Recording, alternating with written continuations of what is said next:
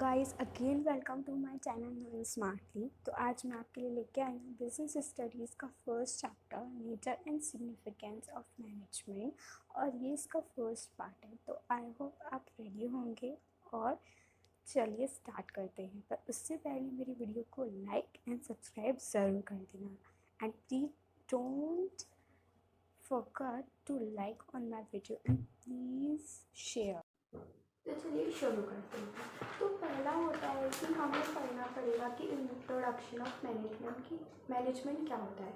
तो मैनेजमेंट हमारा क्या होता है? मैनेजमेंट ये हमारा दो वर्ड से मिलकर बना है। मैनेज मीन्स किसी भी चीज़ को अरेंज करना। ओके, किसी भी चीज़ को अरेंज करना उसको हम बोलते हैं मैनेज। अब मेंट जब ये लग जाता है तो ये इसको बताता है कि ये एक प्रोसेस है। ये एक प्रोसेस है कि मैनेजमेंट एक प्रोसेस है। तो इंट्रोडक्शन क्या होता, इसमें क्या होता है मैनेजमेंट में?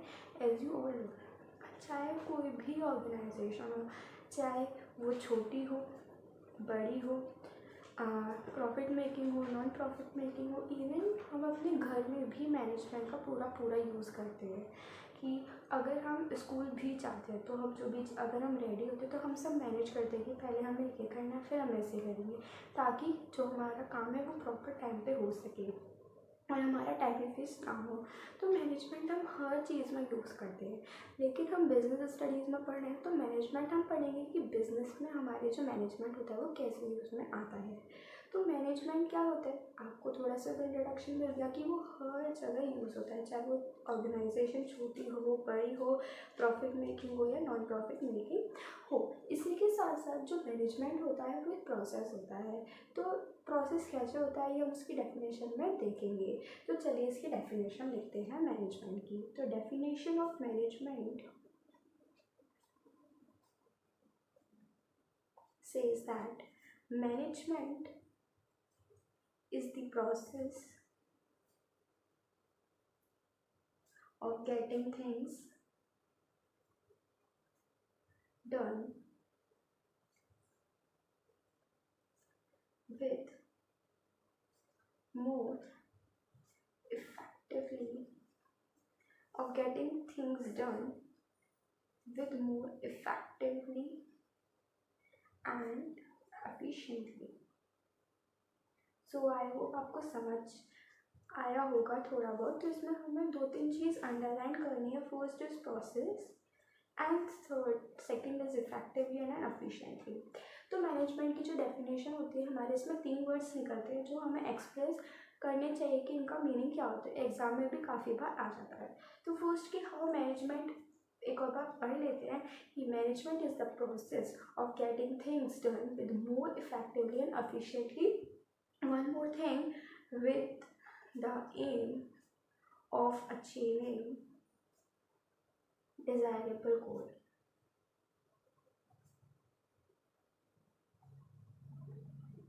तो अब हो जाती है हमारी डेफिनेशन मैनेजमेंट की कंप्लीट कि मैनेजमेंट प्रोसेस है किसका, कि हम चीज़ों को करें कैसे मोर इफेक्टिवली एंड एफिशिएंटली, किस एम से कि ताकि हम अपना जो डिज़ायरेबल गोल है उसको अचीव कर सकें। तो पहला कि मैनेजमेंट की प्रोसेस क्यों है। प्रोसेस क्या होता है, ये सीरीज़ होती है जो हमें परफॉर्म करनी पड़ती है ऑफ रिलेटेड फंक्शंस। कि जैसे कि प्रोसेस क्या होता है कि कंटिन्यूस होता है प्रोसेस, यानी कि एक के बाद हमें चीज़ इसमें करनी ही पड़ती है। तो मैनेजमेंट भी एक प्रोसेस होता है। इसके अंदर हमारे 5 फंक्शंस प्रेजेंट होते हैं विच combinedly called management। First is planning, second is organizing, third is staffing, fourth is directing, and fifth and last is controlling। तो ये हमारे 5 फंक्शंस होते हैं जो हमें मैनेजमेंट को करने के लिए परफॉर्म करने पड़ते हैं। प्लान, कि हमें पहले हर चीज़ को करने से पहले उसकी प्लानिंग करनी चाहिए, बिना प्लानिंग के हम कुछ भी नहीं कर सकते। सेकंड, ऑर्गेनाइजिंग, फिर उसके अकॉर्डिंग हमें रिसोर्सेज उसके ऑर्गेनाइज करने पड़ेंगे। स्टाफिंग में हमें उनको देखना पड़ेगा कि ये हमने सही करें कि नहीं। डायरेक्टिंग कि हम उनको डायरेक्ट करें कि इस जगह पे ये लगना है। And then controlling of the whole process. तो ये बात की बात है, ये अभी और डीप में पढ़ेंगे क्योंकि अलग अलग चैप्टर्स भी हैं, लेकिन हमें मोटी मोटी बात ये पढ़नी है कि जो मैनेजमेंट होता है वो प्रोसेस इन 5 चीज़ों से बनता है। ये हमें कंटिन्यूसली करने पड़ते हैं। In these are in a sequence, पहले planning, then organising, then staffing, then directing, then controlling. तो हमें समझ आ गया कि प्रोसेस ही क्यों है। देन अगर हम आगे चले तो मतलब more effectively and efficiently. So effectively means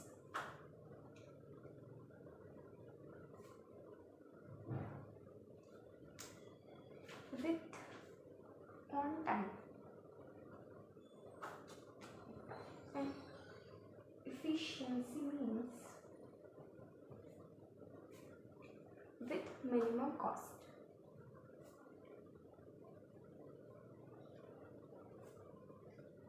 Let's understand these both things with help of an example. Firstly मैं आपको बता दूँ कि effectively and efficiently होता क्या है। effectively means कि किसी भी गोल या फिर किसी भी टास्क को या टारगेट को हम टाइम पे कंप्लीट कर लें, और efficiency means उसको कम से कम कॉस्ट में और ऑप्टिमम यूटिलाइजेशन ऑफ रिसोर्सेज करके हम उसको कंप्लीट कर लें। फॉर एग्जांपल कि कोई भी हमारी कंपनी है या बिजनेस है या फर्म है हमारी कोई भी, तो इसको ऑर्डर मिला है कि इसको 1000 जो है मोबाइल या फिर 10,000 मोबाइल्स इसको 10 डेज में इसको करने हैं डिलीवर। तो अब ये क्या करेगा कि ऐसे मैनेजमेंट करेगा कि ये 10 जो इसका डेज का उसको टाइम पीरियड मिला है, तो उसमें अपने जो ऑर्डर है मोबाइल्स का 10,000 मोबाइल्स को कंप्लीट भी कर ली और ज़्यादा कॉस्ट भी ना लगे। इसने सोचा कि इसकी कॉस्ट अगर लगेगी, कोई भी वैल्यू नहीं देता, 50 लाख रुपीज़, ठीक है, 50 लाख रुपए कॉस्ट लगेगी। तो इसने सोचा कि अगर मुझे 10 डेज में करनी है तो ये टाइम पीरियड भी मिल गया हमें और मिनिमम कॉस्ट भी मिल गई। लेकिन इसने सोचा फर्म ने कि अगर हमें 10 दिन में करना है तो हम 10 दिन में नहीं कर सकते। तो इसने सोचा कि मैं 50 लाख से ना इसको बढ़ा के 70 लाख कर देता हूँ, ताकि क्या होगा, जो हमारा ऑर्डर है वो हमें टाइम पे डिलीवर हो जाएगा। लेकिन इसने ये नहीं सोचा कि जो हमारी कॉस्ट है वो किससे बढ़ गई, 2 लाख से, सॉरी 20 लाख से वो हमारी कॉस्ट बढ़ गई। अब जो फर्म है, बहुत क्वेश्चन आते हैं कि बताइए effective and efficiency, case studies में ये चीज़ें आती हैं। तो अब बताइए ये फर्म इफेक्टिव हुई या एफिशिएंट। तो इसने 10 डेज में उस ऑर्डर को डिलीवर कर दिया, लेकिन उसने क्या इंक्रीज़ कर दी, अपनी कॉस्ट। तो ये जो फर्म है वो इफ़ेक्टिव तो है कि उसने टाइम पे कंप्लीट कर दिया, लेकिन एफिशिएंट नहीं है। क्यों? क्योंकि उसने मिनिमम कॉस्ट नहीं करी, उसने रिसोर्सेज भी ऑप्टिमम यूटिलाइजेशन नहीं की, उसने अपने रिसोर्सेज बढ़ा दिए, ऊपर से उसने अपनी जो मिनिमम कॉस्ट है उसको भी हाई कर दिया। तो फर्म है वो हमारी सिर्फ इफ़ेक्टिव है, एफिशिएंट नहीं है। लेकिन अगर ये आता कि उसने 70 लाख में नहीं, उसने 50 लाख में ये करके दिखा दिया, तो ये दोनों क्वालिटी इस फॉर्म में होती, तो हम कह सकते थे कि हाँ, this form has the both the quality effectively and efficiently. तो ये होता है इफेक्टिवली एंड एफिशिएंटली। तो आई होप आपको इसकी डेफिनेशन समझ आ गई होगी। आज की वीडियो में सिर्फ इतना ही। अगले पार्ट में मैं आपके लिए लेके आऊँगी कि फीचर्स ऑफ मैनेजमेंट क्या होते हैं, उनको भी हम बहुत अच्छे से और डिटेल में पढ़ेंगे।